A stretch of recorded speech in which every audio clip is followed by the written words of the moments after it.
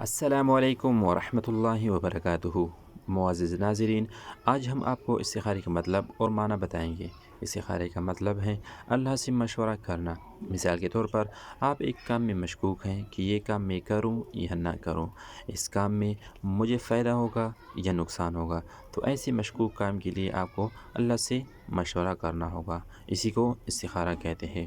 معزز ناظرین، اگر آپ نے ابھی تک ہمارے چینل کو سبسکرائب نہیں کیا تو سبسکرائب کریں اور بیل آئیکن کو دبائیں تاکہ ہماری آئندہ کی ویڈیوز آپ کو اپنی وقت پر پہنچ سکیں۔ معزز سامعین، استخارے کا طریقہ کیا ہے؟ عشاء نماز کے بعد 2 رکعت صلاۃ حاجات پڑھ کے اپنی دل میں اپنی حاجت کو رکھ لیں۔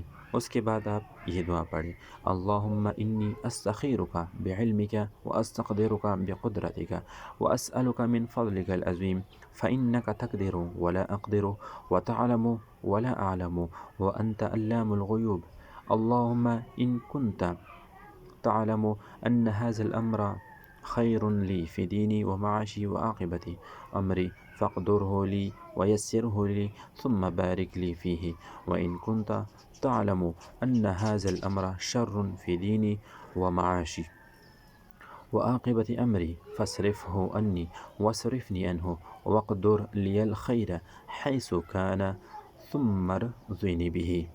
معزز سامعین، یہ دعا پڑھ کے آپ نے بغیر کسی سے بات کیے سنت کے مطابق آپ نے سنا ہے۔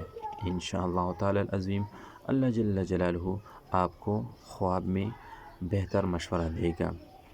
وآخر دعوانا ان الحمد للہ رب العالمین۔